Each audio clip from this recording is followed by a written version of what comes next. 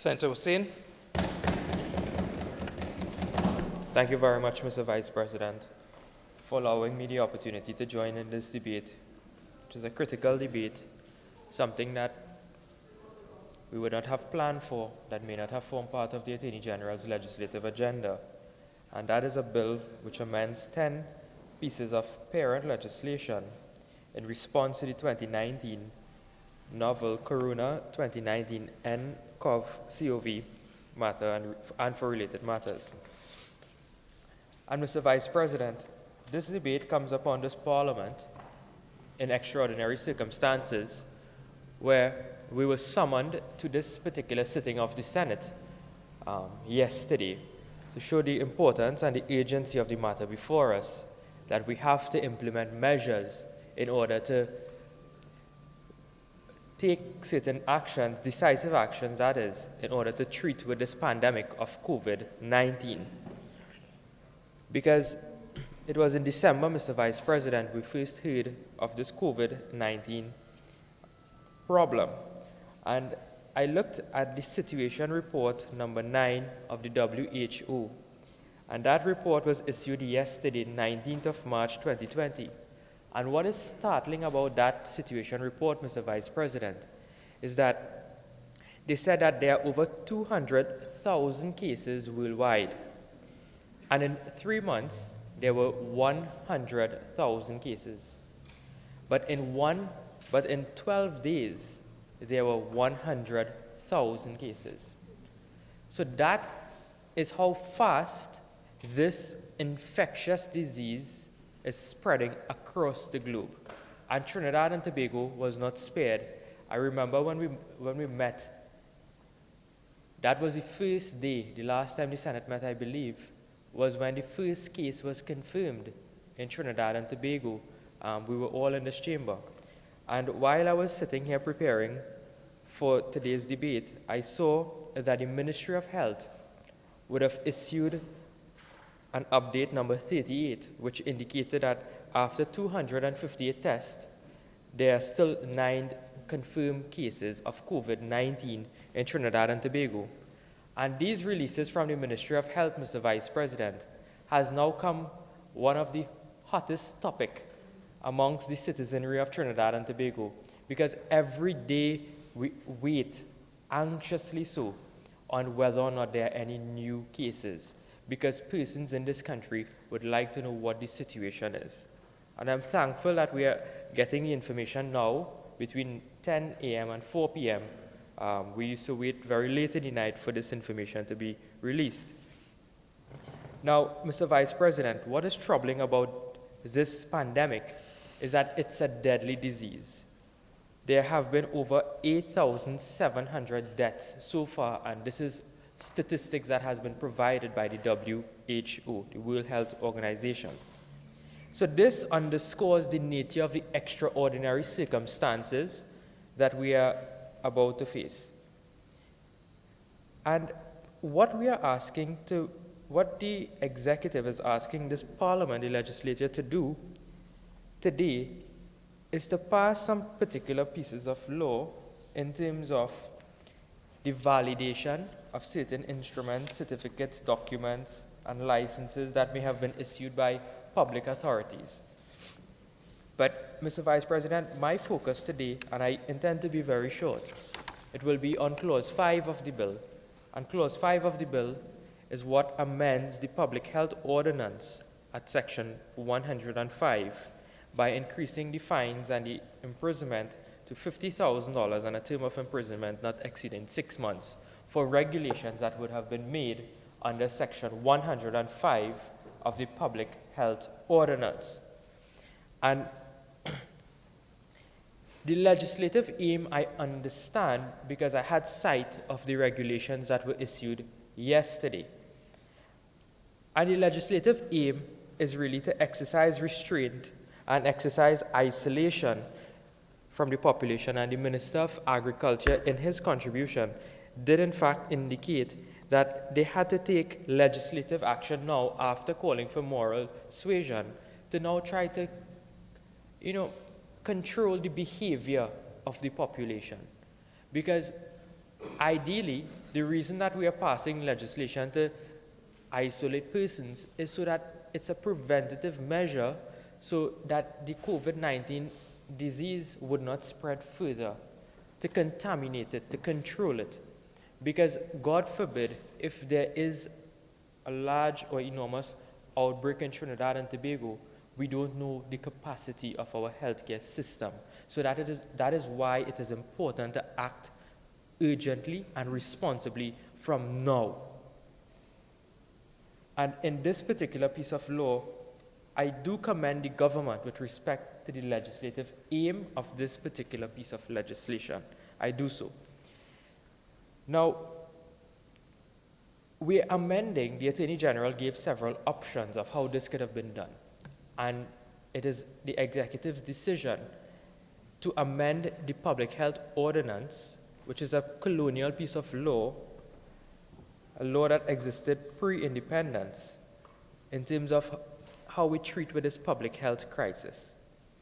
Now, there's one issue that I would like to raise with respect to this particular mode or method used by the executive. And many speakers did indicate or speak about it earlier, and Senator Vieira touched on it, and the Minister of Agriculture also touched on it.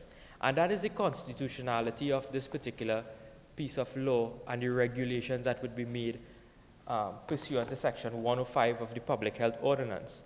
And this is by no means criticizing the government, but it is just expressing our opinion on this side, because ultimately we all want the best piece of law possible, protected from constitutional challenge, so that this piece of law can be used to attain our legislative aim and our legislative goal, which is to encourage persons to isolate and to practice social distancing. That is what we had intended to do in this parliament today, and we will support the government when it comes to that measure.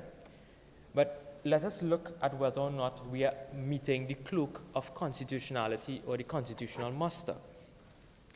Because this public health ordinance existed pre-1962, it is what we will deem in our law and pursuant to our constitution as saved law or existing law.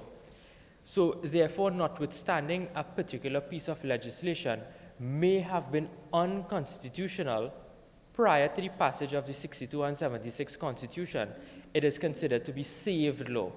That is why laws, for example, like the death penalty today can be enforced in Trinidad and Tobago, notwithstanding it is unconstitutional. It forms part of the existing or saved law of Trinidad and Tobago. And the Public Health Ordinance falls within that category. Now, under the Public Health Ordinance at Section 105, it gives the Minister of Health the power to make regulations. And I assume, this is my assumption, that the government is going to make regulations pursuant to 105.1a, which talks about the restraint, segregation, and isolation of persons suffering from any dangerous infectious disease or likely from exposure to infection to suffer from any such disease. So the government took a decision that there will be an offense if you conduct a bar, a club, and also for restaurants to limit their operations to that of takeout and no dining. Now, this touches and concerns two constitutional rights, Mr. Vice President, and those constitutional rights are set out at Section 4A of the Constitution, which deals with 1, the right to the enjoyment of property, and 2, the right to freedom of association and assembly, which is found at Section 4J of the Constitution. So we are dealing with two constitutional rights which the regulations will ultimately touch and infringe in my opinion. Now, the issue I would like the Attorney General to deal with when he's winding up this debate is that I understand, AG, that the Public Health Ordinance is safe law, immune from challenge. But if regulations come afterwards are unconstitutional, according to the learnings and the jurisprudence, that particular regulation that was made post will not be, will be challengeable in terms of it can be challenged by virtue of a constitutional motion. And that is the mischief that I'm trying to identify with this particular piece of legislation, because the regulations will not be protected from challenge.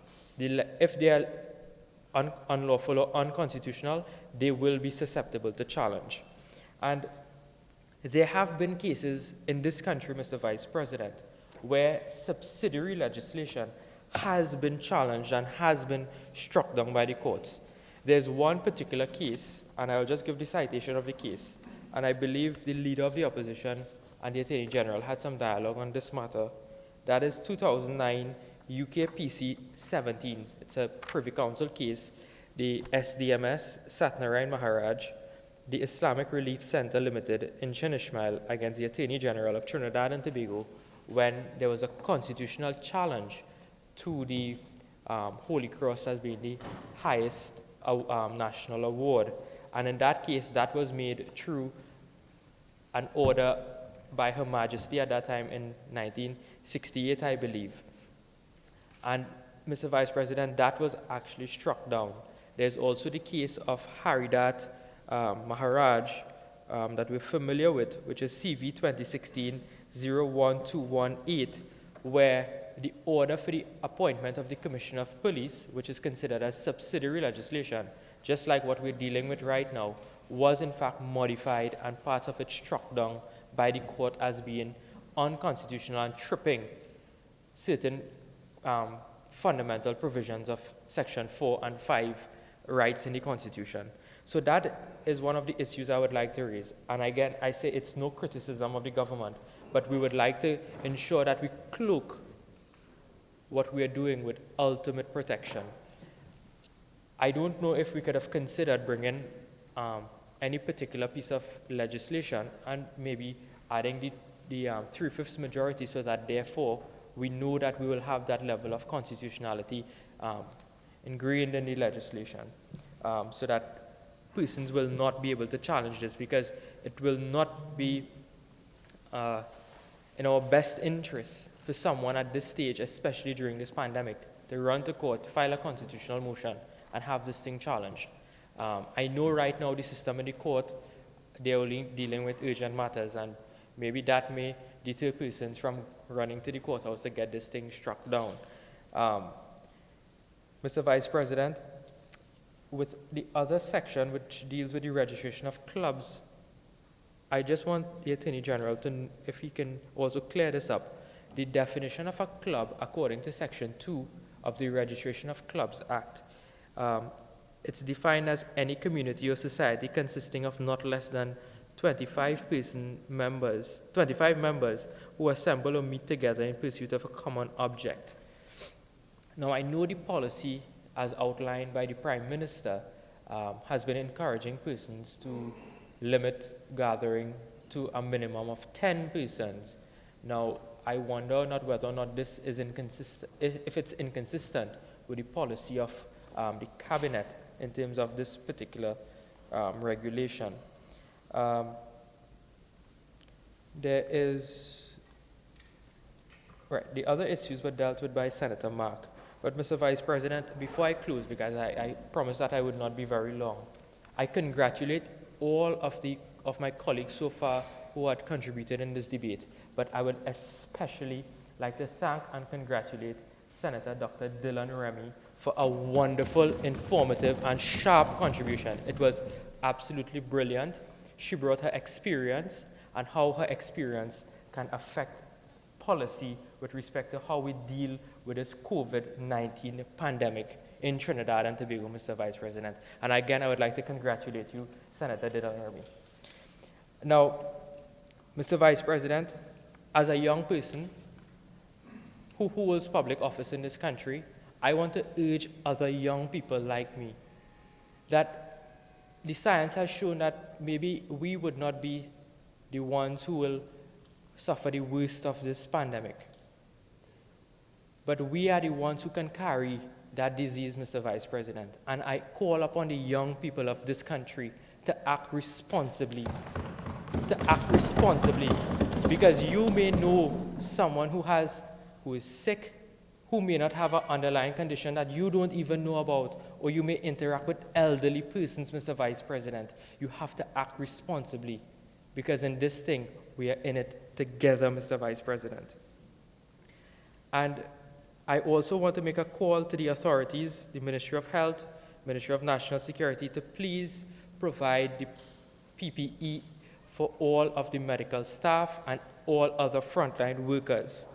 I also want to join with all the voices in the Senate so that there will be increased testing of persons for the COVID-19. And I was just a baby when this happened in terms of the 1990 coup, Madam President. And there was one song that was played after that crisis in Trinidad and Tobago, "Let the Flowers Bloom Again." And after this pandemic, Madam President, we hope that the flowers will bloom again in Trinidad and Tobago. I thank you very much. Senator Phillips.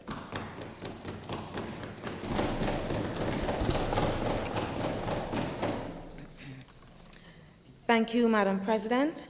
I rise to join the debate on the aforementioned bill.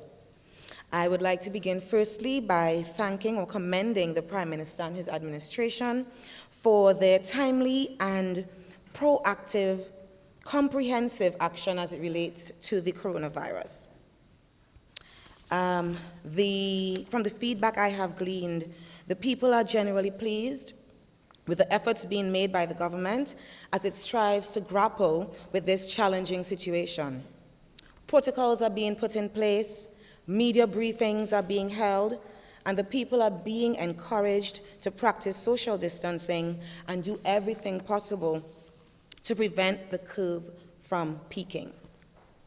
Government is so far using moral suasion to achieve compliance with its guidelines for the preservation of good health and lowering the rate of transmission of the virus. However, we cannot take it for granted that the information is reaching everybody. To the government, I encourage you to continue on the path that you are on, but to also use varied measures to reach the population. In Tobago, we had this tradition of using village criers. That might be a bit outdated, but we can also consider using civil society groups to engage and spread the word. Secondly, I would like to thank or commend the Attorney General for bringing this pertinent piece of legislation to the House.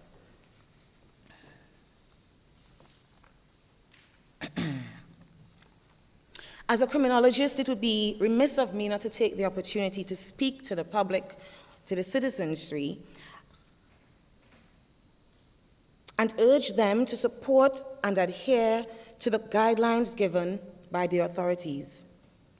As with all laws, Madam President, the legislators and the justice system can do their part to create, instruct, and enforce laws, but without the public cooperation, where individuals do their part to uphold and respect these laws, it is almost a futile effort.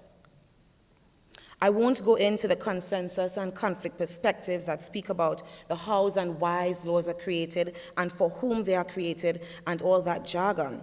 But I will say that the fight against the coronavirus, much like the war on crime, needs all persons on board working together. Thank you. It requires every single citizen to take responsibility for their actions, and also to remember that we have young ones or children in our homes modeling what we say and what we do.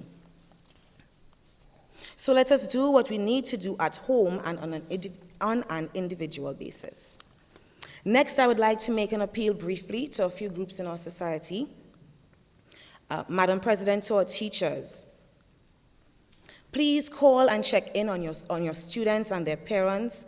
They still need your support at this time. To persons who are trained in the mental health profession, reach out and lend your assistance where you can, via social media or the phone. We know these changes and disruptions to our sense of security and control to our jobs or socialization norms, etc., can trigger panic. It may lead to anxiety, depression, and other such concerns. To the vulnerable persons in our society, or elderly who may be isolated and unable to run errands or get their necessary supplies. To our children who may be locked up in a home where he or she is being neglected or abused, physically, emotionally, or sexually. To our parents who, on the economic front, depend on school feeding and other government assistance programs, whose jobs are now on the line or at an end. And to the couples who may be going through a rough patch, and the last thing that they need is to be confined in a space together, I say to you, there is assistance for you. Please note that the administration on a governmental institution level have put measures in place to support you. There are hotlines and other services. Please reach out and use them. One of the positive things about this coronavirus is that it forces us to remember that we cannot function without our community. We are not isolated, we are not an island.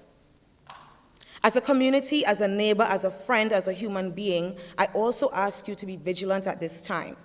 And if you know of or see or hear or are suspicious of a situation, please do what you can and assist by calling the relevant authorities. As Senator Vera said, do not let what you cannot do prevent you from doing what you can do. We need to be our neighbor's keeper at this time. Madam President, our first responders and essential service providers are also vulnerable. The government is making a concerted effort to get them the gear and training that they need. But it is also imperative that they have the time for rest and nourishment so that they can remain at their best, as their health and well-being are paramount to ensuring that we can run the marathon that this coronavirus might be. To the persons who have the power to make these decisions, please examine the schedules of our doctors, nurses, police, and other essential service providers. Stagger them where possible to allow for the rest that I mentioned before, so that these persons can be at their best on the job while also remaining COVID-free. Thirdly, as an educator, I again thank the government for their timely intervention taken in the schools and universities to prevent the spread of the virus.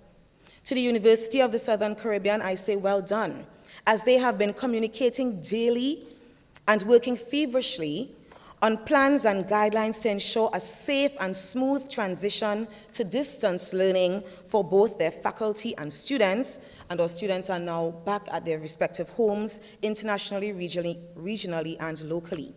So to ensure that these students can access a high quality of education, even with the disruption the coronavirus has caused. Finally, let us not look only at the negatives. Positives can also come out of these situations. Let those who are confined and have family time to spend make it not just quality time, not just quantity time, but also quality time. Use the opportunity to rest and pray. Phone around your friends and family, exercise or read a book. With these few words, Madam President, I thank you. Senator Deyalsingh. Thank you, Madam President, for allowing me to present today. Madam President, before I start, I just want to read one thing that came to my attention. It's a newspaper clipping on the Thursday, November 7th, 1918. Corporation of the City of Kelowna, which is BC, and on the 19th of October, 1918, the Mayor, D.W. Sutherland, gave a public notice. Notice is hereby given that in order to prevent the spread of Spanish influenza, all schools, public and private churches, theaters, move-in picture halls, I don't know what that is, pool rooms, and other places of amusement and lodge meetings are to be closed until further notice. All public gatherings consisting of 10 or more are prohibited. So, Madam President, we see there since 1918, the world has been faced with certain challenges, certain prohibitions came out, certain restrictions came out, and we look at it, it comes along again in these times, these trying times. And Madam President, when I was about to come here this morning, I was scared. I was scared because, for my life, my family, my countrymen, I was scared that the virus could be all around. I suffer from an autoimmune disorder, and my wife actually wanted to ban me. And I said, do I want to come and do my civic duty? I'm putting on my mask when I'm walking amongst the public. But when I reach here, looking at the environment, if I see it's a safe environment, I will take out my mask. I will come and see if I can do my public duty. You see, Madam President, we still have a duty to do our jobs. And part of my job here is coming to try and pass these pieces of legislation to help our government to see somehow if they can curb this virus that is taking over not just Trinidad, but the world. You see, this small virus has changed the way of life. Even in clinic, when I go clinic, dealing with our patients, our public patients, all these are ways that we have to know how to change. And as Senator Phillips mentioned, the essential service is there. And we are definitely seeing more persons stressed out. People are coming in, people are calling in, and we have to change. We have to actually make measures that we can adapt. So we have now adopted a call-in service. We have now adopted if patients want, they can come in and collect their medicines outside. And again, this virus has brought some challenges, but it has brought some improvements because the Attorney General mentioned they have now expedited the online payments. So certainly, there's some good coming out of this. It's not just all bad. It's not. It's making us think outside the box, making us put measures into place that should have been there all the time. So, what I want to say, Madam President, the changes are there. The way of life is there. The world has changed, and I'm saying that I have to congratulate the government for putting measures in place, having that parallel system in place, because we realize that what we can learn from what happened in China, what happened in Italy. So we are fortunate enough to learn from the experiences of others. And having that foresight, we could put things in place. Now, putting some things in place like the parallel system sounds good in paper, but the real testing has to be seen when numbers start to increase, which we are hoping it wouldn't have to increase. And, Madam President, when you look at the fact that the government is trying to flatten the curve, as they say, trying to, our health system really cannot take the burden of a sudden rush of persons. Because when you looked at the figures in China, 80% of persons will get the virus, and they will still walk around healthy, strong. They will get immunity, herd immunity, and they will be good. 14% will need hospitalizations. And this is the challenge for our system, because our health system has already had challenges before, and now faced with this, it's an additional challenge, that 14%. And out of that 14%, Madam President, 6 to 8% will need ICU management, our vulnerable population. And you see, the ICU, to keep someone in ICU, it's almost $15,000 a day. I don't know where the Minister of Finance or the Minister of Health is going to get this money from. To me, it's mind-boggling. So if it reaches that level, we have to put measures in place, $15,000 a day. And who are most likely to go there? Our vulnerable populations, people with autoimmune disorders, with diabetes, and 14.5% of our population are diabetic. The elderly population, and if you look at the figures of the elderly population, Madam, we are an aging nation. We have that amount of persons out there, elderly persons, who we have to really be careful. You see, there's 117,160 persons over 64. So this is a lot of persons. And we have to appreciate that those are the persons, if we could protect them, we wouldn't be running into problems. But one ill person going into a geriatric home can cause that whole home to be wiped out. And this is why I'm thinking probably, even though we are giving more powers to the Minister of Health, he should consider, should we lock down the geriatric homes? Because that is our chink in our armor. When patients out there call, a patient called me 2 days ago needing medication from our clinic. I said, no, you don't come fit. we will send it to you. So our mental health officers are delivering to those individuals home. And we have to consider delivering food to those individuals. One of our supermarket chains did a beautiful thing by having early morning openings for the senior citizens. Those are things that should be congratulated. But those persons could probably afford to go there and shop. What about the little lady who depended on her pension to go in the little parlor? We don't want her to go in the parlor again. We want her to stay home. We will bring the grocery to you at a full sanitized condition. And this is where we need to go. We have to save that population. We have to deliver medicine to the diabetic population. We have their listing in clinics, and this is what I'm looking for. So, Madam President, when I look at this, I see what could we learn to. We could learn from the experience how to handle it. Now, UK have now sent a notification to 65,000 of their retired medics and their nurses to come on board to help in this battle. Retired persons. Not everything the UK does I will agree with, because I'm looking, the retired persons may fall under the age where we don't want them exposed. So even though UK did that, we are fortunate in Trinidad and Tobago. We have a lot of young doctors, I think 400 young doctors who have qualified and are not able to get jobs. They are strong, they are young. If they get a virus, they will be able to fight it out. So I'm saying this is the opportunity to bring them on board. But we have to be careful. We have to train them well. Because you see, in Italy, 15% of the healthcare workers died. In China, 8%. So if our young doctors are come on board, we have to train them well, the proper procedures. So I'm saying, so there are certain things we could put in place. And, this legislation here came about, first, there are certain things we wanted to address. Licensing of certain pieces of legislation, it's coming to a lapse, so we have no choice to put things in place to continue that.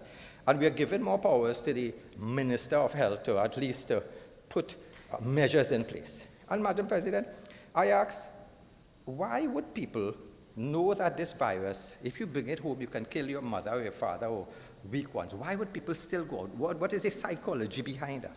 And we know some people may be just ignorant how it is spread. Some people are not motivated to do so. And there's a philosopher called Peter Singer who said that if somebody doesn't really see the actual danger, if they're not going to see the danger, if it's too far from them, they wouldn't really appreciate it, and they go about their life as usual. So is it, the Prime Minister actually made an appeal to persons, hey, stay inside, stay indoors.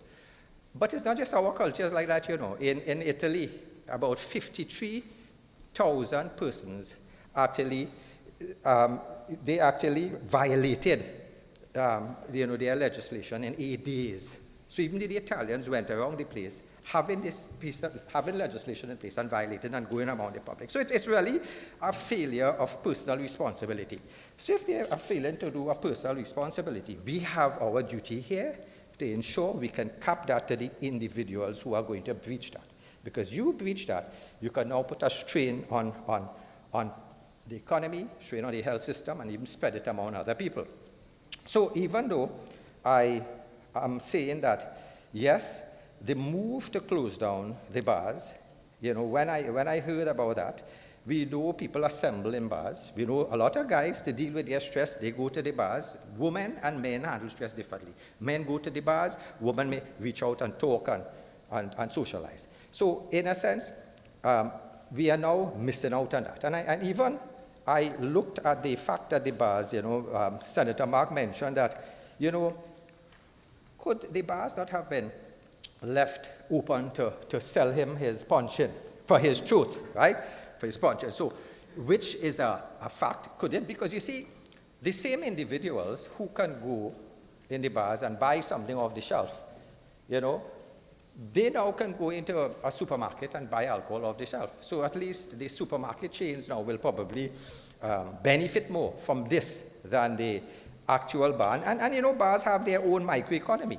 Because you find that they may hire a cleaner, somebody to deliver ice, they may hire the bartenders, they may have people to serve the alcohol in the bar. So that, even delivery of services. And some bars actually sell things to eat, chana and all these things they have, boiled chana. So therefore, we might be drying up that economy. So let us say, for argument's sake, Madam President, we said, okay, we see the bar as a point where people could assemble, they may have a weak point, they could spread their germs, because they might drink alcohol, but I mean, if we put it as a level, you just buy and leave, that is one aspect that I think could solve that. But let's just for argument's sake say that we are going to close down the bars. What will happen to the individuals employed here? We have to be aware of that. Now, the social, the minister in charge of the social affairs, she actually, there are programs in place which reaches out to persons. There are persons who are on the food grant, people who are on social welfare, disability grant. They are getting some additional money, which is excellent. I think the money was too low before, so I'm glad they're getting that. But you see, Madam President, those individuals already were accustomed to that salary, that money that they are getting. They're already accustomed in handling their way of life.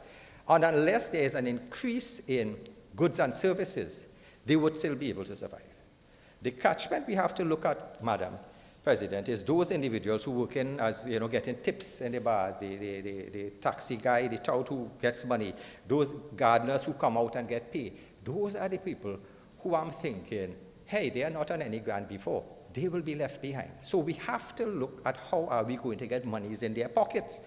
And you see, I think today, the UK actually, government decided to pay 80% of wages for people who are out of work. 80%. That's the UK government made a decision. They call it tax grant. So we may have to consider, could we afford that to those individuals out there? In lieu of that, if we cannot afford that, we have to find how are we going to reach out to these persons to give them food stuff, to give them some sort of services. And these are things that I think we have to look at. So, as I mentioned before, I want to congratulate the Chief Medical Officer Health, Dr. Faris Al-Rawi, his Dr. Miriam Richards, Dr. David Bellamy. Those are hardworking individuals who formulated plans who actually helped the Minister of Health. And I must say, I am happy with the level that the disbursement of information that came to us. We saw a whole set of ministerial teams sitting, given that disbursement, given that information. So I'm happy for the information. But I saw a press conference, Madam President, and I saw everybody huddled in one desk. And I said, no, this is, yes, we should, as leaders, we should say we should have a level of social distancing. So even if the Prime Minister comes and makes a speech, Minister of Health should be there, somebody else should be there, and give that social distancing. So as leaders, we should now adopt that measure. Because, you see, the Prime Minister has to understand he falls within the age of a vulnerable individual. The Minister of Health, by going into the hospitals, may be someone who can catch that virus. Sit and huddle to them, God forbid, the virus could spread to our Prime Minister, we can have problems. So again, we will have to look at probably, I didn't see the press conference today, but I'm saying we have to take into account the proper social distancing. And looking at the measures that were, the measures that were put in, I want to say,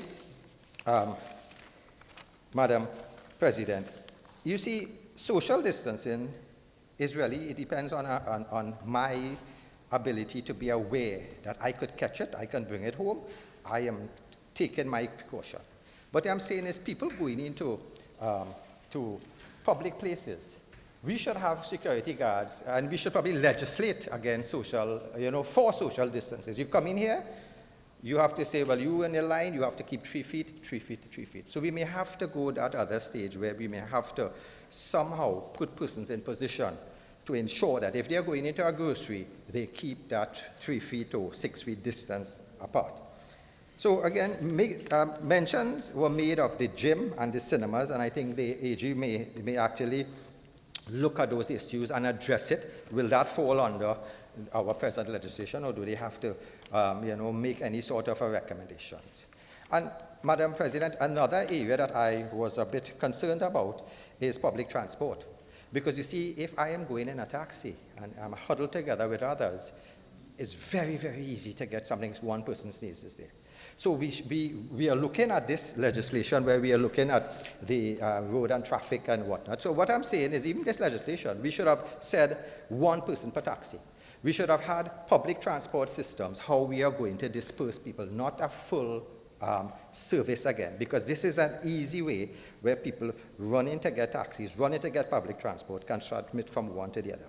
So this is something we will have to look into. And you know, yes, less persons are using public transport, less persons are going out there based on what is happening, but those few that are using it will still be all huddled in one taxi. So we have to look at that, Madam President.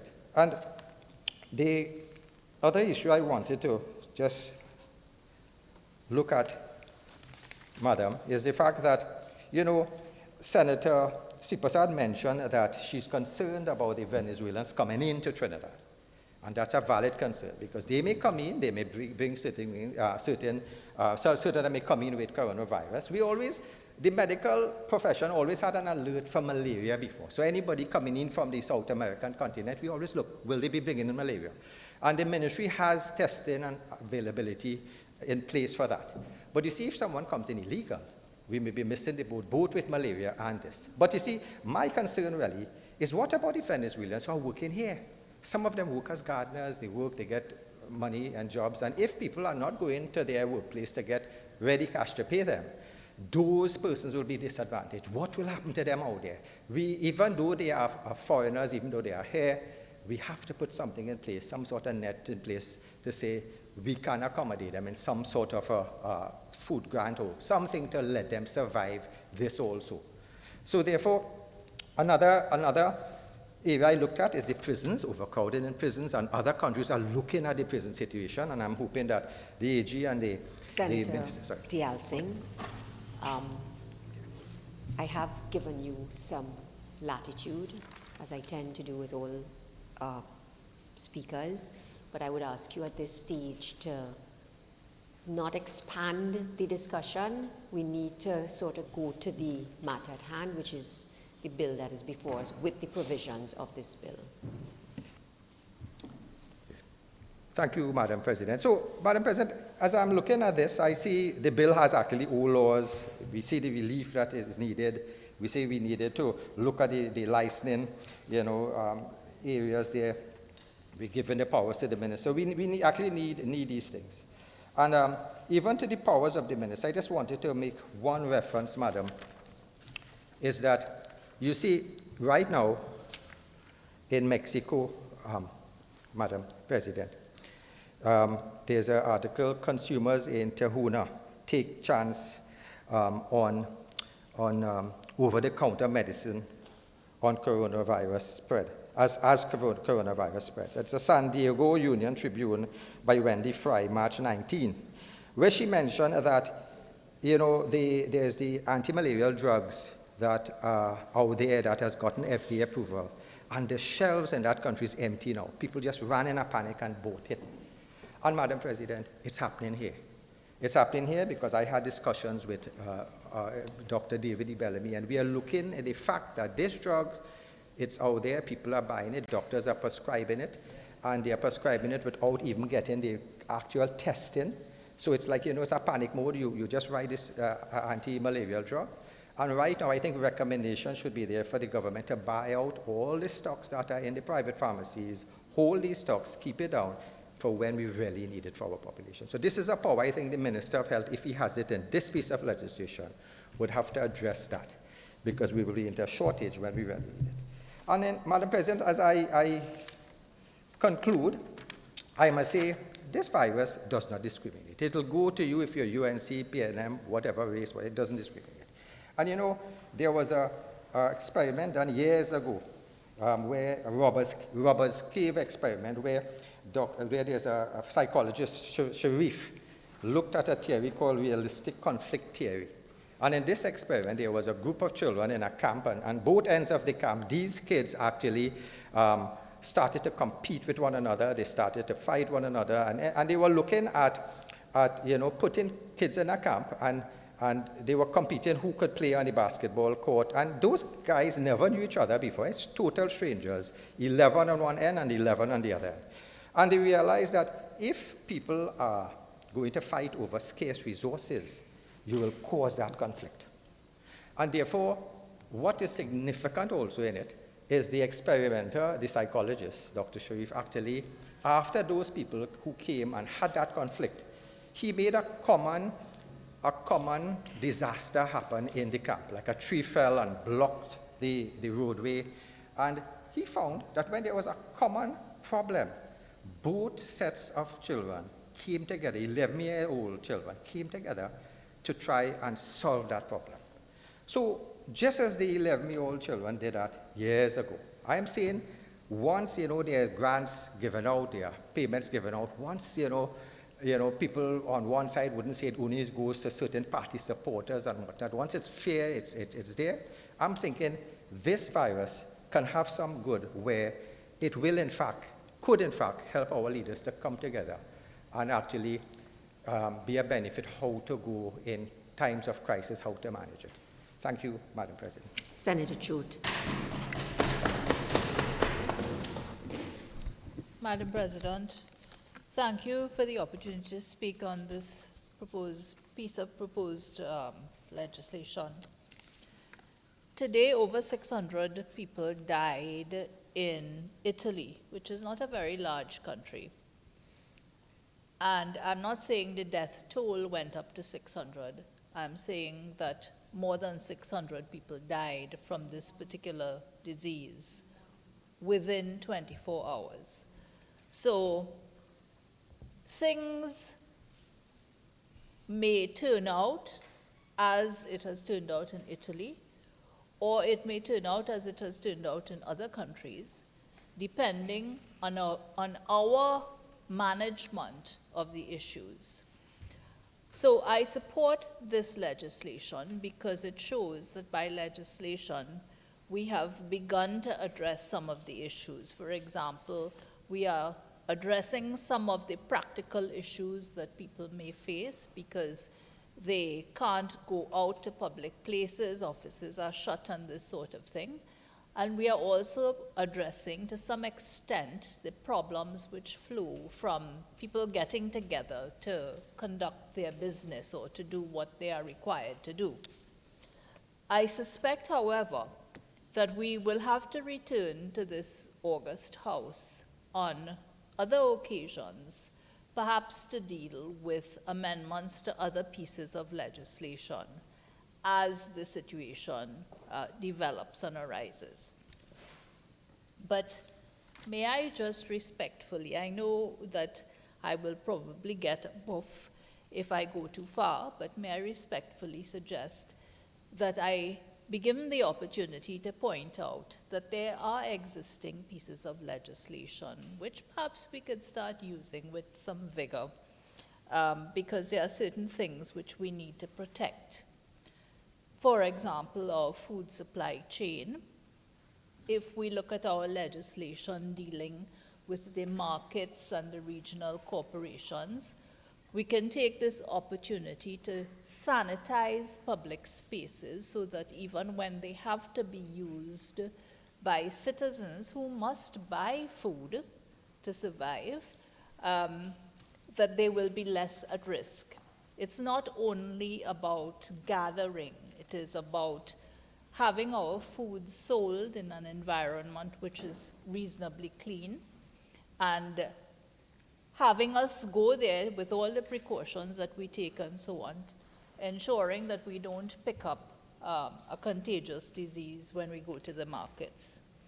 I think that we need to consider the possible registration of people from some professions to cater for the huge demand which is now going to be placed on our health services. Perhaps we consider temporary registration of pharmacists, temporary registration of final year medical students, and other, I suppose, health-related critical services, people who do critical services. We can think about temporary registration of those persons so that they can come into the system and receive an amount of training before they may have otherwise done.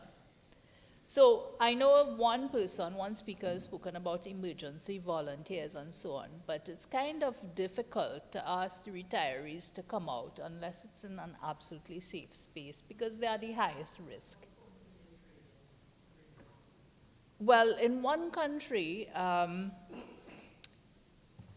final year medical students who were close to taking exams, as they are, I suspect many are, so instead of taking the exams, they were trained to, I beg your pardon, they were taken into the system. They were temporarily registered as doctors to work on this pandemic. And the fact of the matter is, the learning that they probably will receive having to deal with something like this might be more than they would have had to produce from their brains to pass an exam.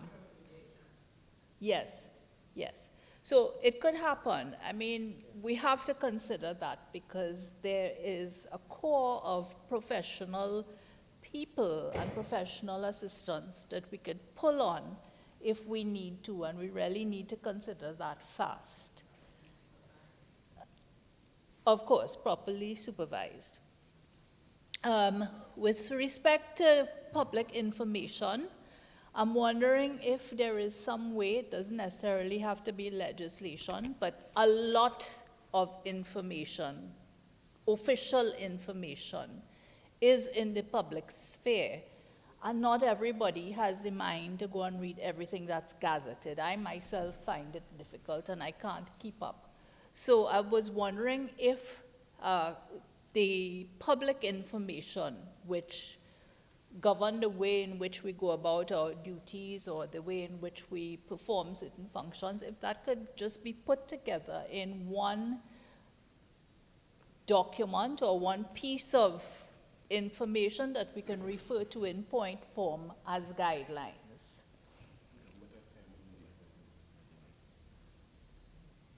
And Senator Richards has just reminded me that the government has time on the media houses because of their concession licenses. I'm saying it as it's fed to me. So I think that's absolutely important because you see, speculation is the worst thing that we can possibly have to deal with. What we really need now is actual information. And one way we could do that is to pull all of this together. One of the things that I would like the government to consider if we have to return to this Honorable Senate is perhaps to change the law to allow judges and magistrates, if it is so required, to permit someone who comes before them to be detained at a hospital instead of a prison. The reason for that is the prisons are already overcrowded. The likelihood of the virus spreading within there may be high simply because of the proximity in which they work. I am of the respectful view. It is a high threat area for prisoners and, more importantly, for prison officers who are also working in a high-risk and enclosed environment. Now, I'm not saying this to criticize the government. Please don't get me wrong, because in every country in the world, there are overcrowded prisons. The English are currently dealing with that situation and trying to see how they could address it.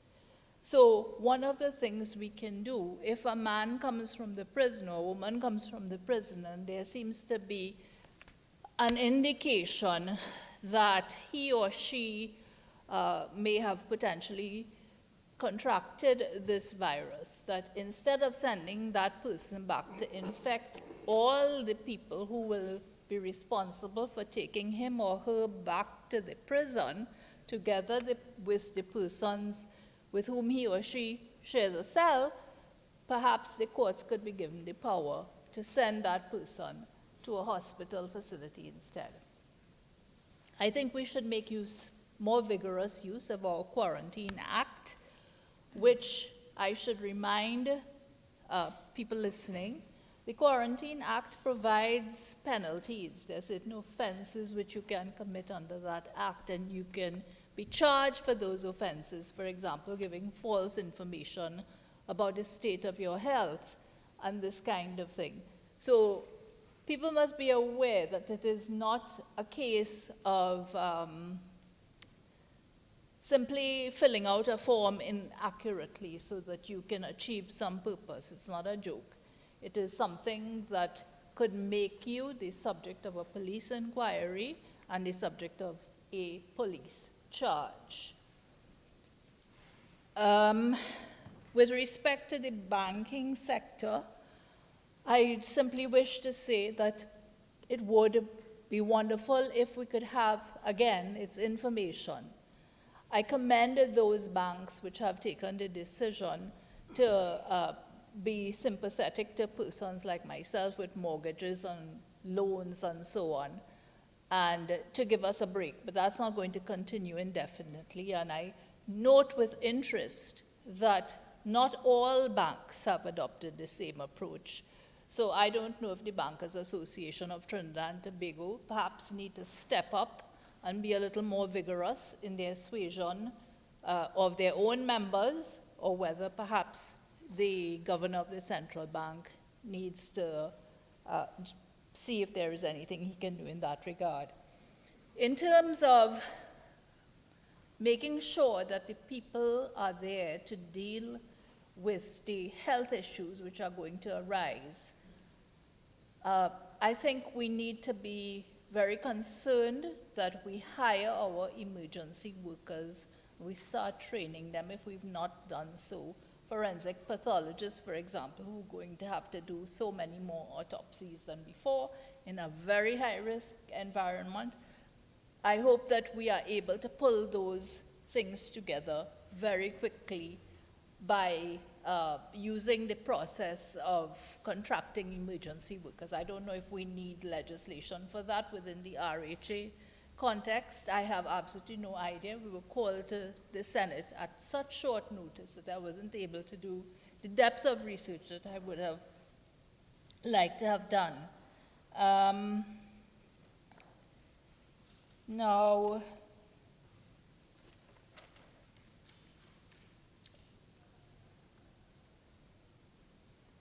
I think some emphasis should also be placed on educating people about our legislation pertaining to animals, diseases, and this kind of thing, because there is some research to suggest that animals can actually catch this disease, not regularly, but it appears to be the case. And if they can catch it, they may be able to pass it on. So when, in terms of animals coming into the country and so on, I think perhaps we need to look to see what our act does and whether it needs amending.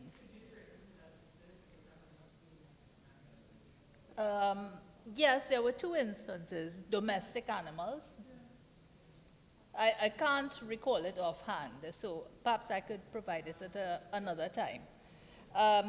OSH, our OSH agency, perhaps OSH could indicate to the Honorable Attorney General whether the legislation needs to be amended, whether they need to be given special powers in light of the fact that they supervise or they are responsible for accrediting many work environments, and in particular industrial work environments. And there's a section in their Act, Section 32, which deals in particular with OSH regulations in relation to respiratory problems.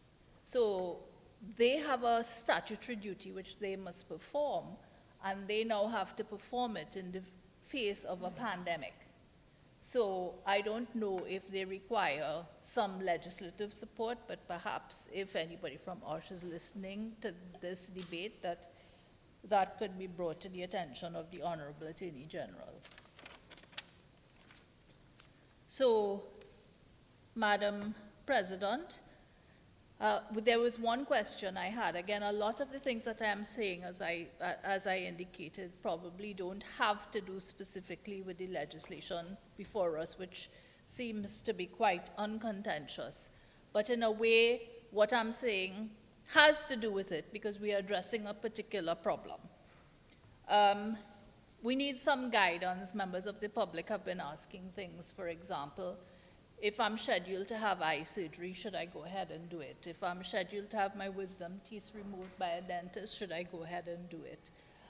The Medical Association perhaps also needs to give us some bulletins through the official, I don't know, website or something, to say, this is what is a good idea. Now, if you can put it off, please do so. So I think if we can, or if we are able to deal with our practical issues, or think about our practical problems, and how we can take steps to try to resolve them in a way that will be to the benefit of all of us, it will be of tremendous help to us in coping with the disease, not only in terms of keeping Senator ourselves... Chote, I think Senator Dylan Remy wishes, if you would give way to... Sorry, I can't see all the way down there. Sorry. Thank you, Senator Chote, for giving way. Just wanted to say that the Trinidad and Tobago Medical Association, their website, has quite a lot of information on COVID, and they have been actually upfront in sharing information, and they have been very involved in educating the public, etc. So their website has a lot of information on it. Probably if there's anything specific that you think should be there, a question could be put to them. Thanks. Sure. Thank you very much to my colleague, and thank you, Madam President, for allowing me to get that information, because it's now out here for members of the public as well. So I was just thinking that while we have to be cautious, because this is a frightening thing, we have to remember not to let fear overwhelm us. And we also have to be, in a sense, psychologically prepared to deal with this issue, to deal with the practical issues as they come along.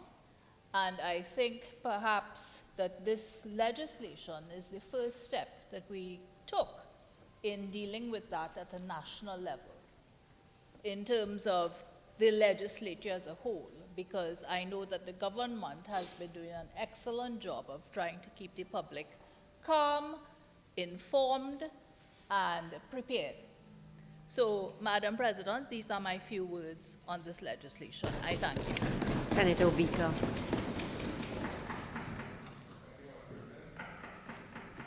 I intend to be pointed in my contribution because this bill is simple in its aims, but very important in what the outcome should be, which is to provide relief to citizens and economic actors. Recognizing that without such relief, the system that we depend on for sustenance and survival will be at risk. Therefore, delivering two blows to our society. Clause 3 of the bill, in particular, treats with somewhat of an extension, not to use the word amnesty, for companies that have to file their documents with the Attorney General's office. And it's honorable that that is in place. What would be important would be for the government to contemplate as we proceed, given the indeterminate nature of the virus and the length of time the pandemic may be with us, whether or not there may be need to consider waiver of fees for companies that fail to pay their tax quarterlies on time because of cash flow issues. Again, the Minister of Finance made mention of the over $5 billion in VAT refunds that businesses would also need to tell them carry through this time. It will be good for the government to come forward with some information on that. And to make sure the population doesn't confuse Clause 3 of the bill with any issues regarding tax obligations from companies. Now, on this specific clause, I had a conversation with the Minister of Agriculture on the sidelines, Madam President, and I was asking him, what is the possibility of having a food bank in place? Because this bill seeks to bring relief to persons, to companies, economic actors in the country. And a food bank would be a way for companies who may wish to provide relief to other workers who don't work with them, with their organizations, persons who are farmers who may wish to provide food sustenance to persons, and then persons who are unemployed because of the nature of their work. They may not be working, they may be self-employed or what have you, or they may be with an employer that may not be able to provide them with any financial support in this time. A food bank provides an avenue for citizens who can't access ground provision, milk, sugar, and rice, and so on, to be able to get registered and get access to that. So that's one suggestion I told the Minister of Agriculture I wanted to raise regarding what we are trying to do with the spirit of this bill. The other, in that context, the Minister of Labour may be well placed to assist, because we have cooperatives. For example, where I'm from, Point Fortin, there's a cooperative that is looking at backyard gardens and so on to provide such a support. So I think we can look to that. Now, Madam President, there is a main issue. Two last points I want to raise, because I intended to be pointed. Is one that has to do with information is coming fast and furious from members of the public regarding the locale of cases. And it would be good for the government to find a mechanism to allow persons to understand if they may be at risk, depending on their location. Because many persons have asked me today if, in fact, there were confirmed cases in particular towns, in particular in Point Fortin. And I told them that I would have to get that request to the Minister of Health for the Minister to determine what would be the appropriate response. But I'm thinking there's much rumor mongering going on Facebook, on social media. It will be good for the government to listen and see where it's necessary to provide clarity so that citizens don't descend into panic. And there's one last point I want to raise, and I will explain that I'm not caught necessarily by it, but because of my particular situation, I understand the importance of it, in that the government has made a decree that non-nationals will be debarred from returning to this country over a 14-day period. All right? Now, I want to say that there is need for consideration for foreigners pending permanent residence, foreigners who are in possession of a work permit, foreigners who are married to nationals, foreigners who have children who are nationals, but they themselves are not nationals, to be considered. If not, to enter the country, to be considered in such a way so that the government can allow these foreigners on their return after the pandemic passes and this ban on non-nationals entering the country is lifted, to continue along the immigration process. Because a foreigner can wait 5 years and more to even be considered a permanent resident, and then 8 years thereafter to become a citizen, as much as 8 years if they're not a Commonwealth citizen. So the issue is, Madam President, if they are pending permanent residence and they're out of the country for 12 months on a trot, when they return, they may have to restart the immigration process from day one, which persons may say, well, they are foreigners, but who that puts the most hardship on, if they are married, is their relationship to their Trinidad and Tobago spouse. They can destroy the marriage. If they have children, and maybe that foreigner is a breadwinner, it can deprive that children of bread that they need to survive, because the parent is abroad and they are debarred from entering. I'm just saying that the government should consider this. Of course, I'm not caught by it, because my spouse is not carded to return in 14 days. But I could identify with persons who are so caught by it. And I'm saying that the government may need to seriously rethink what is required there, and the minister may need to make the appropriate announcement or adjustment legislation, whatever is required. I'm not going to say what is required, I'm just saying what the problem is. So, Madam President, to conclude, the government needs to listen to the rumor mills, so that rumor mongering does not fester and they can nip rumors in the bud, the government may want to consider a food bank so that persons with large sources of food who may wish to share or who may wish to be remunerated, the government can act as an intermediary in that respect, and persons who may need food but do not have the money, not necessarily the Meals on Wheels, but they may wish to get ground provision and rice and so on, and they can prepare their own meals at a much cheaper cost than having catered meals served to them. A food bank can be something they can contemplate. And finally, the government may want to look closely at the hardship that will be meted out to Trinidad and Tobago nationals, if not for the foreigners who are caught by the ban on foreigners entering Trinidad and Tobago, the hardship that will be meted out to Trinidad and Tobago nationals, because the foreigner who is part of their family cannot enter the country. I thank you, Madam President.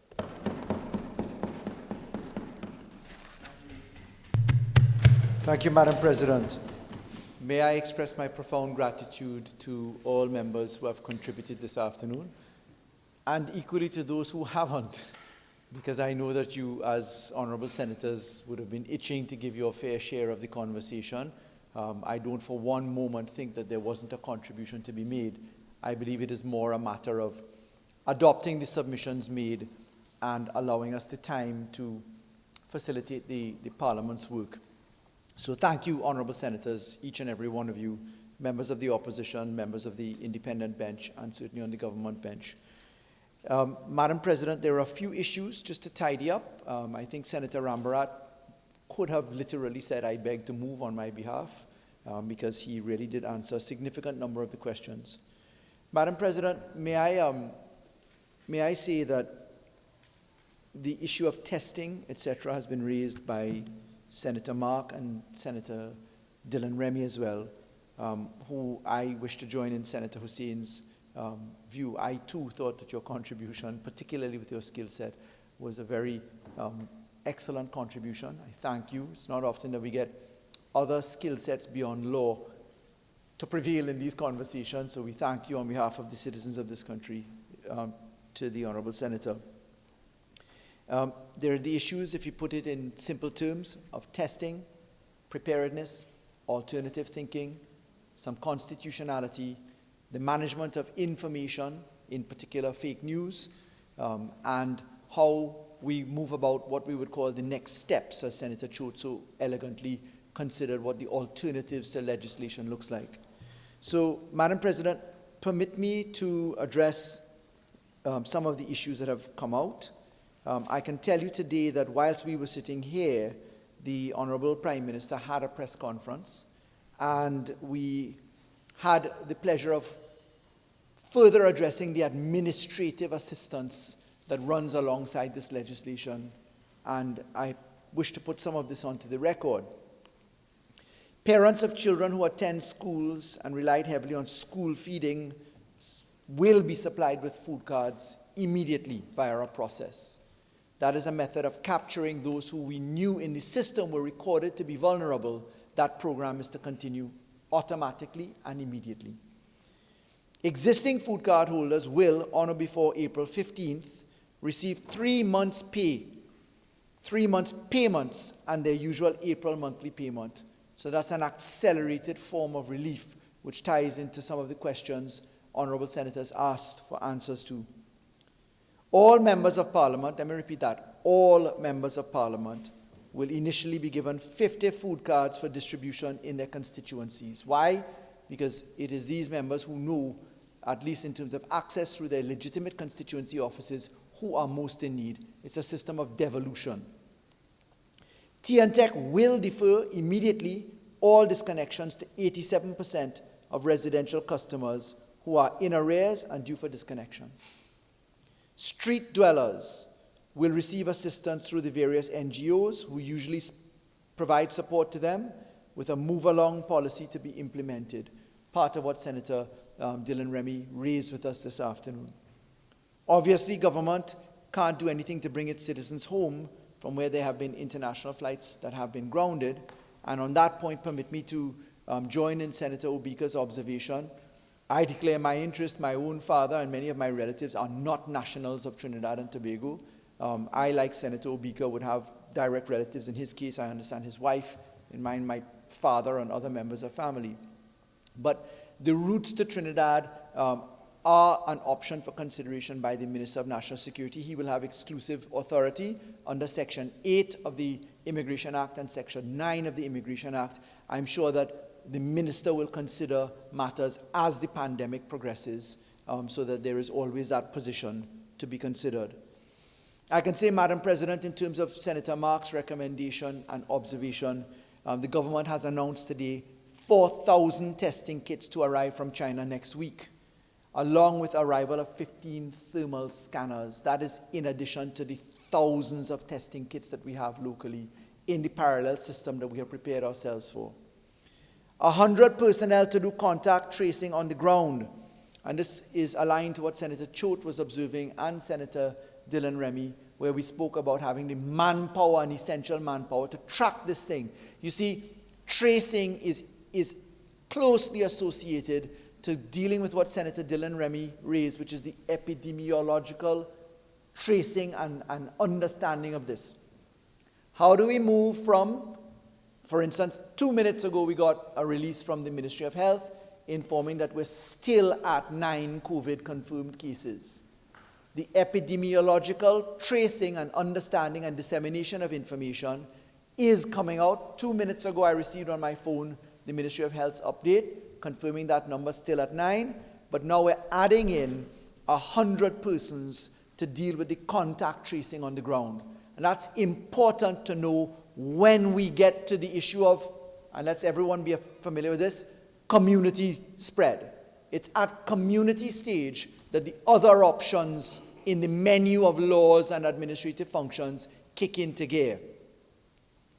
We are, and we have announced this afternoon, an increase in the human resources capacity at Couva and Mount Hope hospitals. I want to remind that we're at hundreds of beds dedicated exclusively for COVID-19, and that is in the parallel system construction.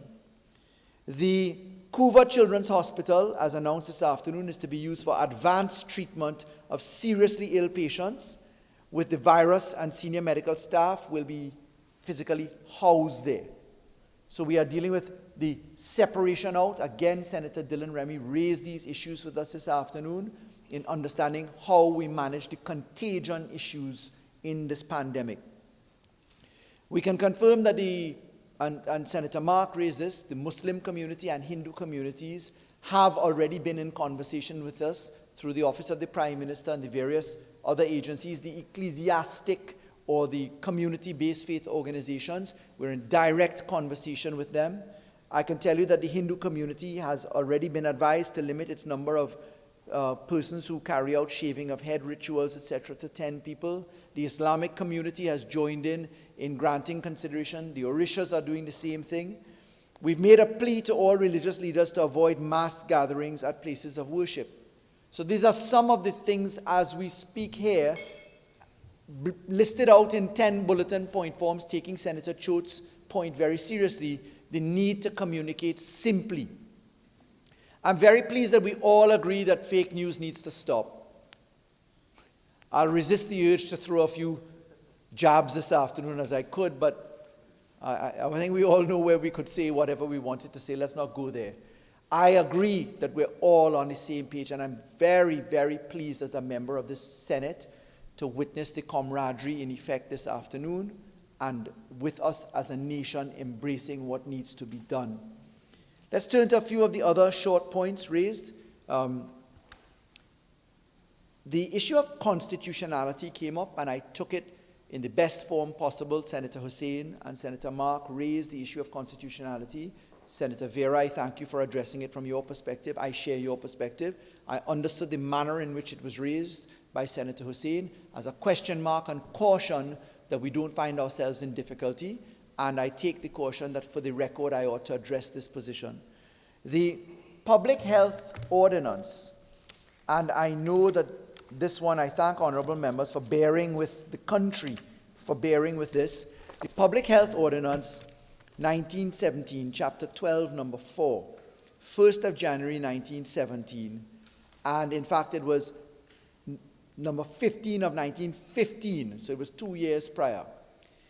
This law, when you get a hard copy of it, we're about to put it up online, we had to spend days, and when I say we, let me pause for a moment.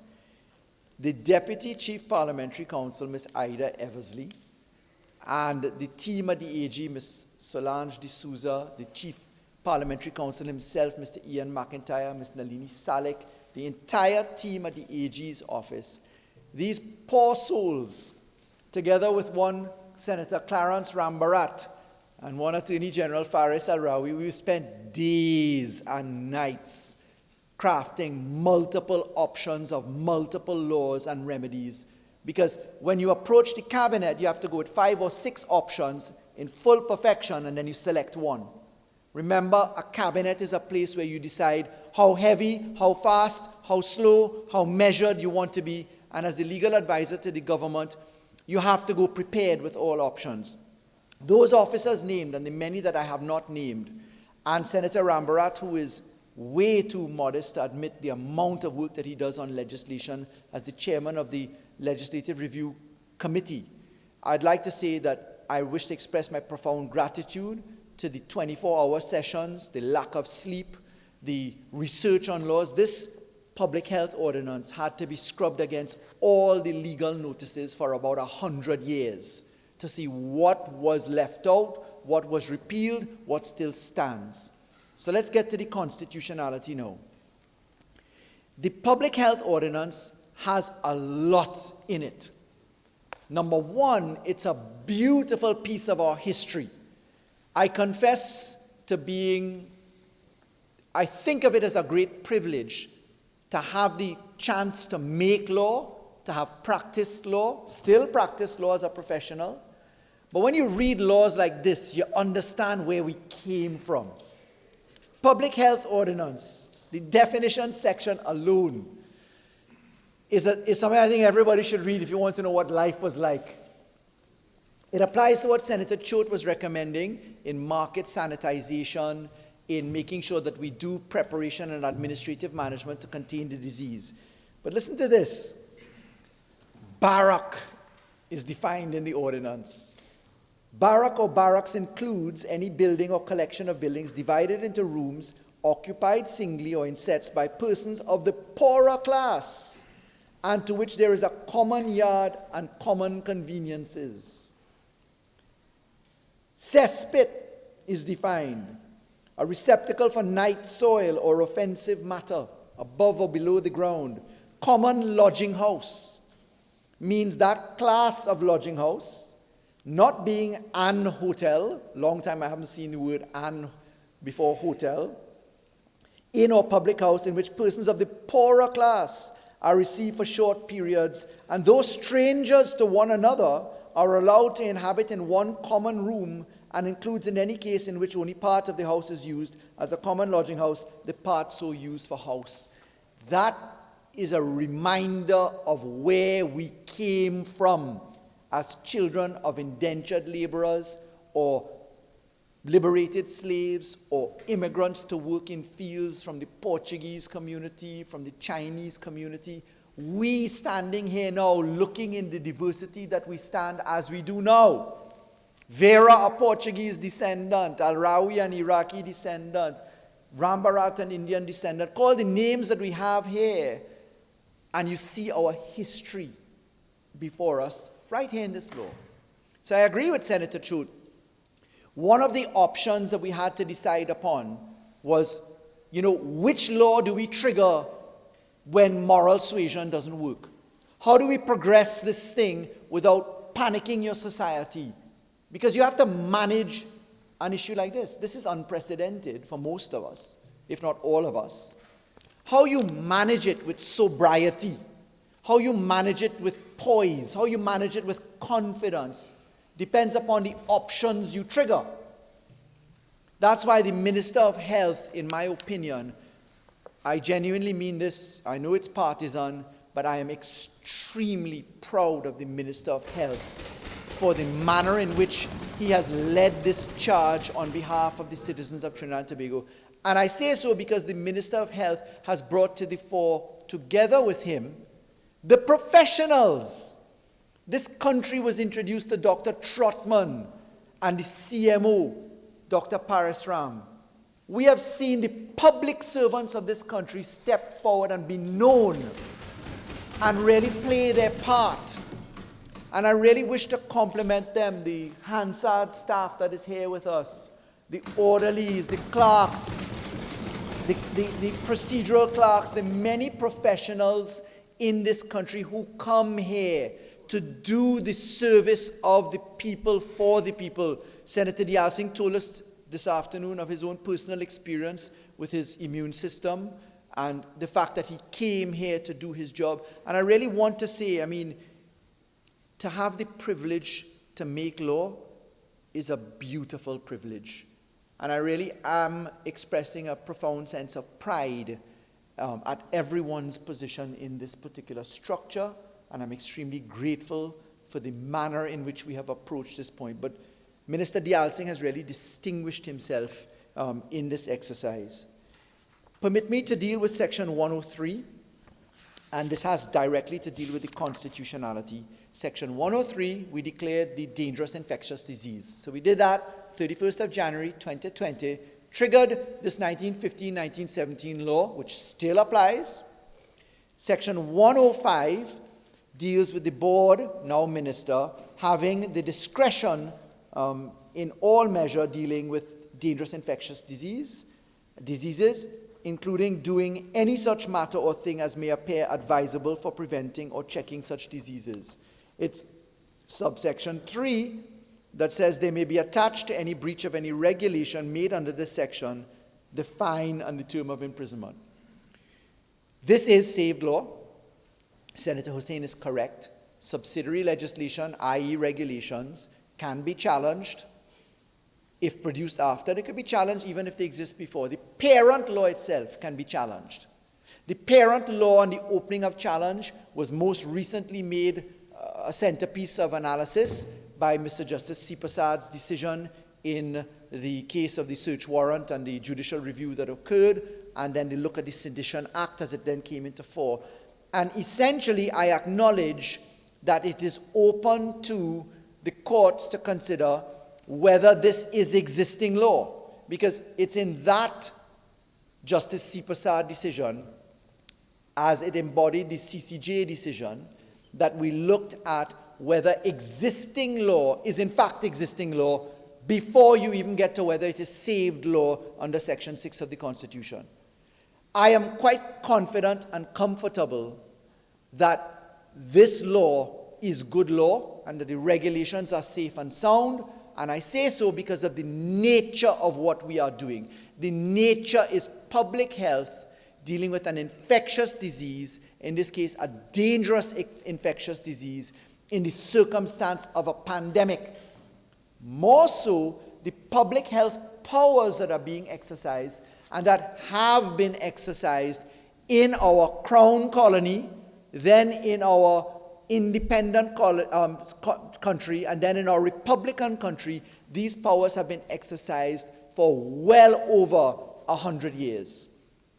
And therefore, as Baroness Hale would say, paragraph 58 of the Surratt decision, not every right requires qualification support in a Section 13 context as being one which is abrogated and therefore you need the position and authority for. I say so even more so because the law, albeit that it trips a 4A property right or 4J, which is the freedom of association right, that law is a balanced perspective when you look at the whole of the public health ordinance, and in particular that quite surprisingly, the powers of entry and inspection in this act are very limited. It's really quite a lovely piece of law when you read it from a constitutional perspective. And forgive me for being technical and legalistic this afternoon, but I want to address the constitutional point lest it is challenged. Obviously, we can't stop people from approaching the courts. There's a freedom and democracy in this country, and we have the interpretive faction of the courts to deal with constitutionality, and we stand secure in that purpose. So that, in my opinion, treats with the constitutional aspects that have been raised. I thank the honourable senators for raising the caution behind it. One of the senators asked us about the suspension of certificates of character and for work permits. It was Senator Mark, and I thank the honourable senator for raising that. That can be dealt with by administrative functionality. The requirement for work permit renewals, first of all, we can do it online. Secondly, that requirement can be considered in the exigencies of the circumstances that we stand now, and therefore that discretion that can be issued by the recommendation of the Ministry of Labour and to the Minister of National Security ultimately can be managed in an administrative fashion. We have next to treat with income tax. Several senators raised the question of income tax, and Senator Chote quite correctly said, other senators too, that we may very well have to come back to this Parliament to treat with other measures. Permit me to explain this income tax, and as we think of it in the context of it being an obligation and it being a burden for some. I mean, who wants to pay taxes? The expression, if you read the IRC versus Tomlin, which is the classic case that we all start off in law school on income tax to treat with, is that the certainty of death and taxation are equally dread in the minds of the average citizen. But from the taxation point of view, Trinidad and Tobago, our lifeblood is taxation. We spend every month $3 billion as a government, the taxpayers, just to meet salaries, benefits, old age pension, health care, whatever it is. We spend $3 billion a month to just get by. Roughly $1.2 billion comes from taxes, from personal taxes, corporation taxes, etc. Just $1.2 billion. Imagine if we stopped taxation now. Where would we get the money from?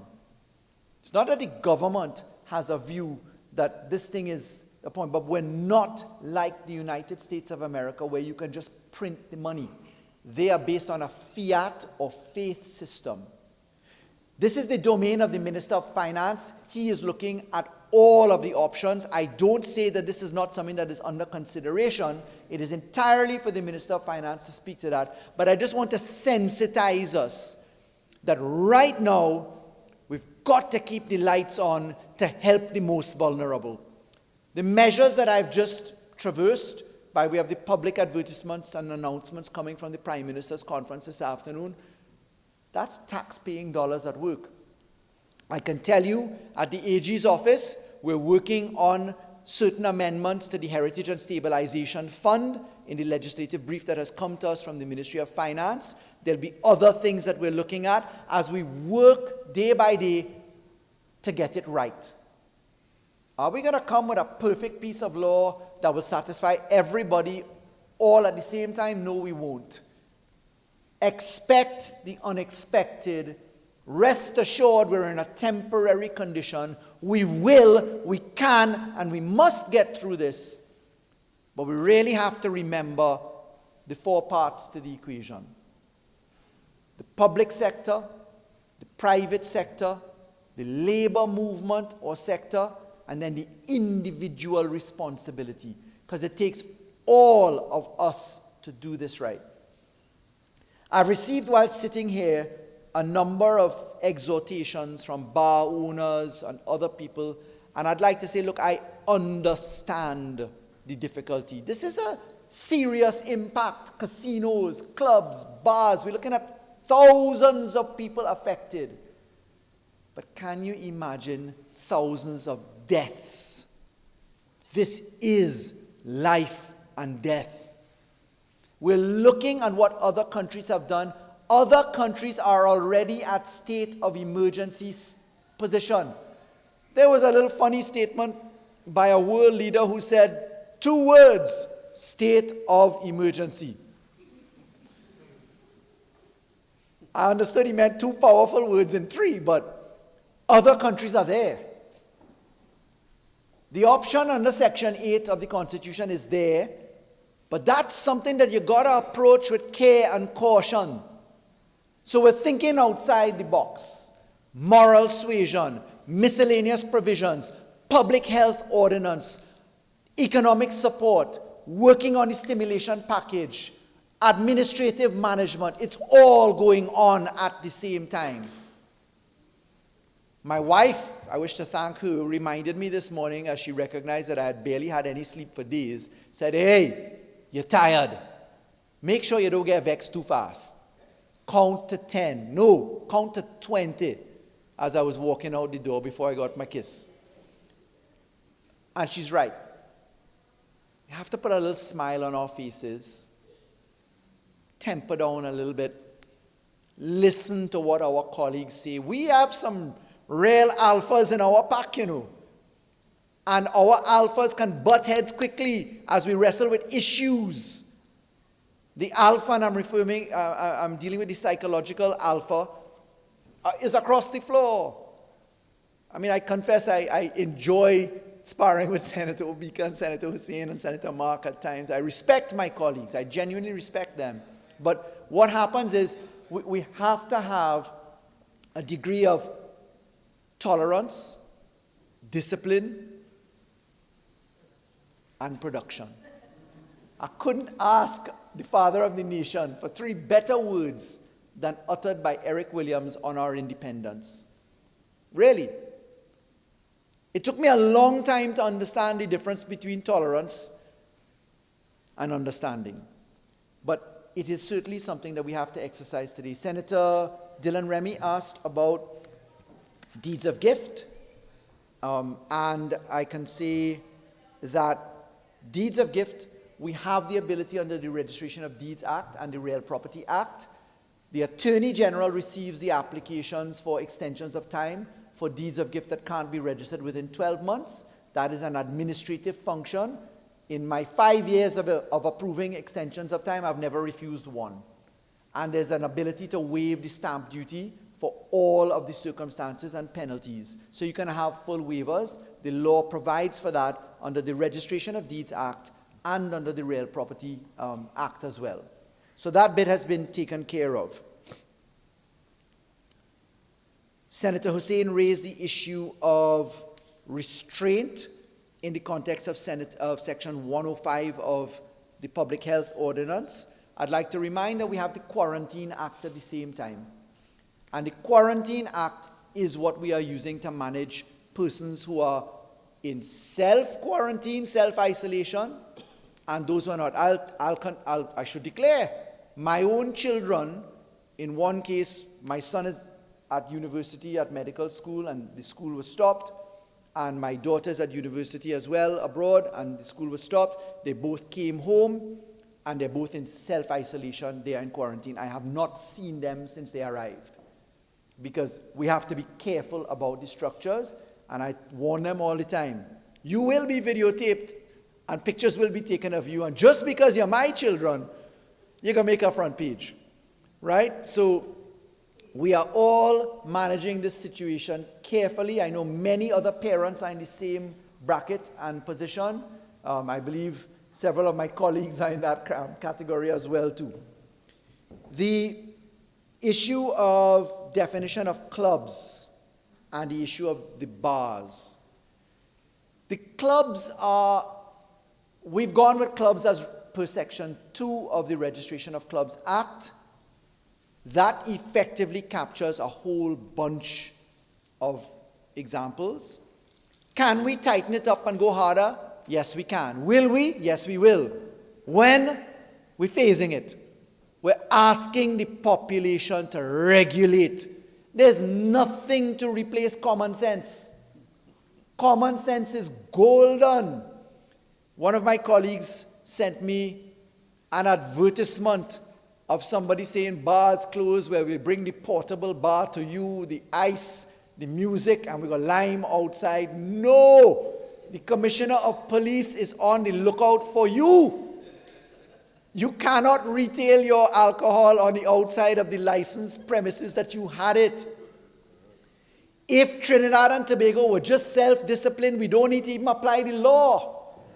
So I'm urging citizens, as difficult as this period is, now is not the time to have a COVID fete. Now is not the time to have the COVID line. Now is not the time to have the COVID, I think I can get by, because the virus does not discriminate and say you are young and therefore I will not infect, or you are from South Trinidad and you're blessed to come from San Fernando like Senator Sobers and I will not infect, and Senator Hosein, or you went to Pres like Senator Obika and the rest of us. But the point is, there is no discrimination in this. Madam President, I'd like to say there was a very important point raised by Senator Chote again, the registration of professionals, temporary registration. We're looking at these things right now. I think the Honourable Senator is to be commended on thinking outside of the box. The Minister of Health is thinking in the same way for multiple positions. I can tell you now, I'm going to ask the Minister of Labour to engage in immediate consultations with certain sectors, community residences, and children's homes. These are essential services. If we legislate them that way, they're in fact essential services. You can't walk out of a children's home. You can't walk out of a children's community residence. There are obligations to be there. So the need for the labor consultation in that sector will be had, and I'm going to ask my honourable colleague, Senator Baptiste Primus, to engage in that, because I've been looking at the definition of essential services. While sitting here, we're literally drafting law. Many iterations, many models. What do we want to have as an essential service? Because what we really need to do is to ask people to turn up. There was an unfortunate experience at the AG's office, Legal Affairs, yesterday. The cashiers stopped. They refused to work. We had a line outside. My friend, Devant Maraj, took to social media to condemn the issue. Well, he condemned me. And let me repeat that. My friend, Devant Maraj. Because we have a good relationship. But the point is, that wasn't an AG's problem. That was a group of cashiers saying they will not work. Fortunately, another group of persons said, we will work. And the controller of accounts granted them the authority to work, and we restarted. But today, we went live with electronic payments, and we're online with the capability to service 5,000 people a day in online payments. I want to explain how epically important that is, and it will be replicated across government. Why? Because what we've been working on for years is at launch, has been launched, and can now be replicated. It gives me great pleasure to again thank Registrar General, Controller of Accounts, all of the many personalities that worked in this exercise. My colleague Senator Sinanan, on his end that works on Transports and Licensing Authority, and the many technocrats in this particular position. Madam President, I haven't heard recommendations for amendments per se. I, of course, welcome Honourable Senators' recommendations, if there are any, to the legislation. Again, it's well known now that my philosophy as Attorney General is just start. We'll work. We're prepared to come back anytime, any day, to do the people's work. All ideas are welcomed. The government, in its many versions of communication and integration, is listening carefully. We welcome the suggestions of the population. It's important for us to communicate why some things can happen, or more particularly, why they can't at the present time. It may be that the time is just a little bit ahead of us. So, Madam President, unless there are any specific recommendations, I hope that committee stage is fairly simple, and I wish to thank honourable senators for their contributions, and I beg to move.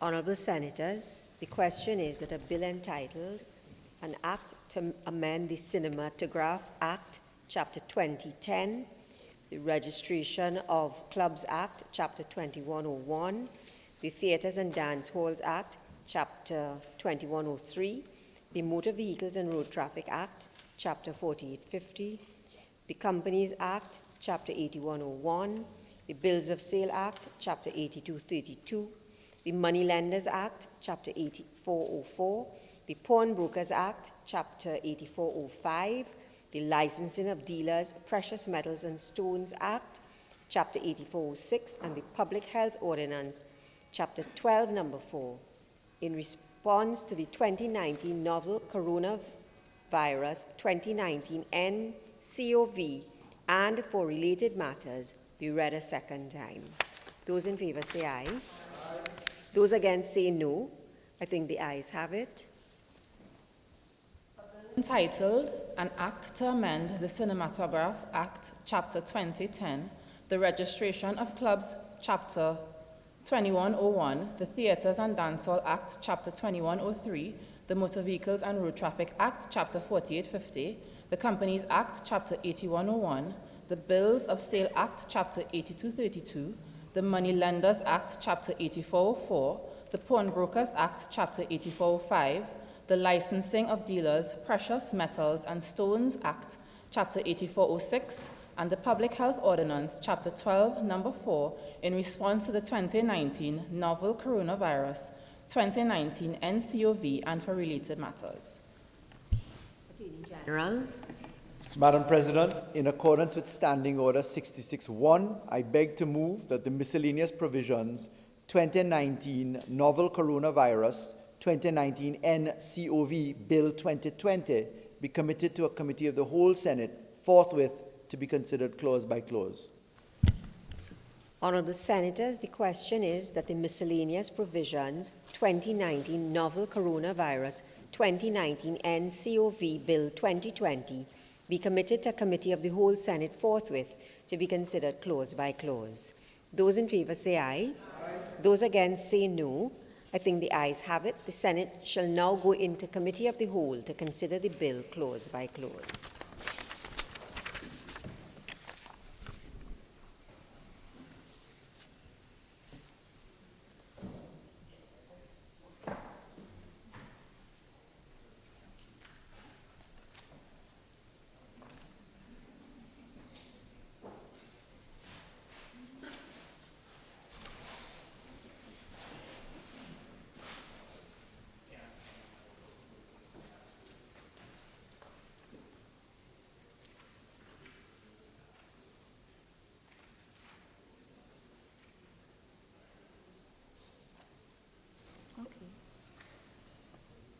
Clauses 1 and 2. The question is that clauses 1 and 2 stand part of the bill. The question is that clauses 1 and 2 now stand part of the bill. Those in favour say aye. Aye. Those against say no. I think the ayes have it. Clauses 1 and 2 now stand part of the bill. Clause 3. The question is that clause 3 stand part of the bill. The question is that clause 3 now stand part of the bill. Those in favour say aye. Aye. Those against say no. I think the ayes have it. Clause 3 now stands part of the bill. Clauses 4 to 6. The question is that clauses 4 to 6 stand part of the bill. The question is that clauses 4 to 6 now stand part of the bill. Those in favour say aye. Aye. Those against say no. I think the ayes have it. Clauses 4 to 6 now stand part of the bill. Clauses 7 to 9. The question is that clauses 7 to 9 stand part of the bill. The question is that clauses 7 to 9 now stand part of the bill. Those in favour say aye. Aye. Those against say no. I think the ayes have it. Clauses 7 to 9 now stand part of the bill. Clauses 10 to 12. The question is that clauses 10 to 12 stand part of the bill. The question is that clauses 10 to 12 now stand part of the bill. Those in favour say aye. Aye. Those against say no. I think the ayes have it. Clauses 10 to 12 now stand part of the bill.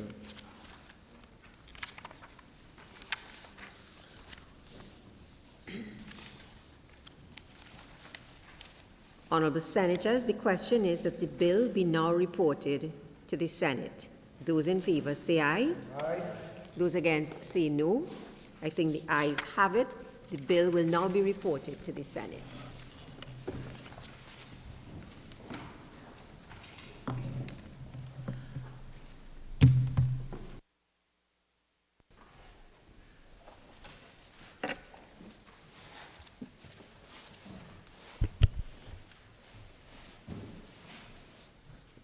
Attorney General. Madam President, I wish to report that the Miscellaneous Provisions 2019 Novel Coronavirus 2019 NCOV Bill 2020 was considered in Committee of the Whole and approved without amendments. I now beg to move that the Senate agree with the committee's report. Honourable Senators, the question is that this Senate agree with the committee's report on the Miscellaneous Provisions 2019 Novel Coronavirus 2019 NCOV Bill 2020. Those in favour say aye. Aye.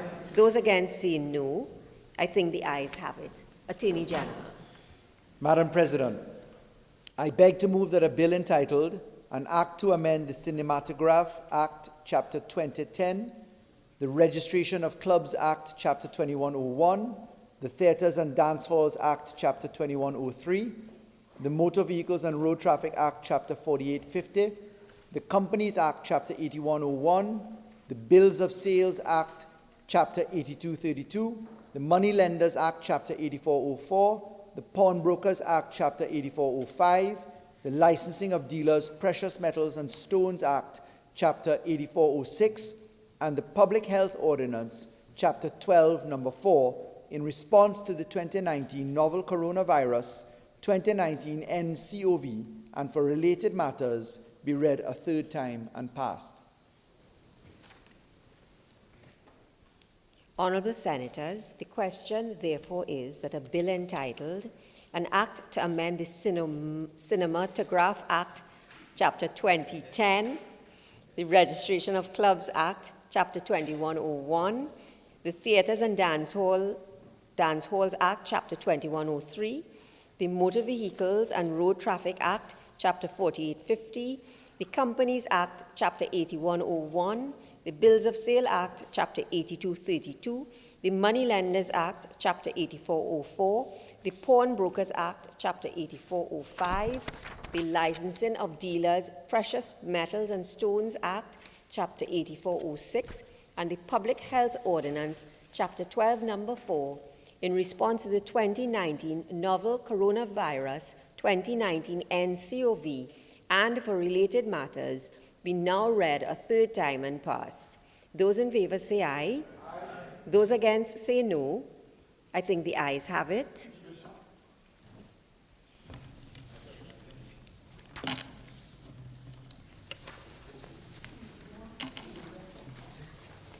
Mr. Rambarat? Yes. Mrs. Batiste Primus? Yes. Mr. Sinanan? Yes. Mr. Moses? Yes. Mr. Hussain? Yes. Mr. Lehunt? Yes. Mr. De Freitas? Yes. Mr. Cummings? Yes. Dr. Henry? Yes. Mr. Dookie? Yes. Mr. Young? Yes. Mr. Boris? You know, I'd like a little silence during the division, yes? Thank you. Mr. Mark? Yes.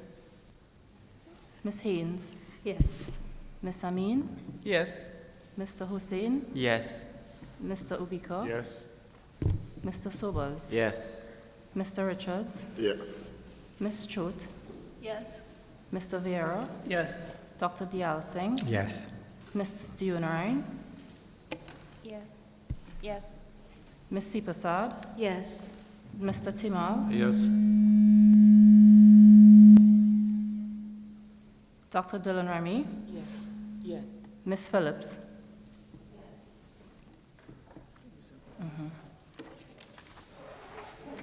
Madam President, the result of the division is as follows. 27 members voted for, no members voted against, and there were no abstentions. Honorable Senators, the result of the division is as follows. 27 senators voted for the bill, no one voted against it, and no one abstained. The bill has therefore been passed. A bill entitled An Act to Amend the Cinematograph Act, Chapter 2010, the Registration of Clubs Act, Chapter 2101, the Theatres and Dance Halls Act, Chapter 2103, the Motor Vehicles and Road Traffic Act, Chapter 4850, the Companies Act, Chapter 8101, the Bills of Sale Act, Chapter 8232, the Moneylenders Act, Chapter 8404, the Pawnbrokers Act, Chapter 8405, the Licensing of Dealers, Precious Metals and Stones Act, Chapter 8406, and the Public Health Ordinance, Chapter 12, Number 4, in response to the 2019 novel coronavirus, 2019 NCOV, and for related matters. Leader of Government Business. Madam President, before I move the adjournment, I just want to indicate that I've spoken to my colleague, Senator Mark. The Leader of the House intends to lay a bill which seeks to amend the current provisions in relation to the Heritage and Stabilization Fund. And it is our intention, once the House deals with that bill, that we convene the Senate to deal with it also. So I now beg to move that the Senate do now adjourn to a date to be fixed. Thank you. Honorable Senators, may I just say that I don't want to have to say cinematograph in the very near future. Honorable Senators, the question is that the Senate do now adjourn to a date to be fixed. Those in favor say aye. Aye. Those against say no. I think the ayes have it. The Senate now stands adjourned to a date to be fixed.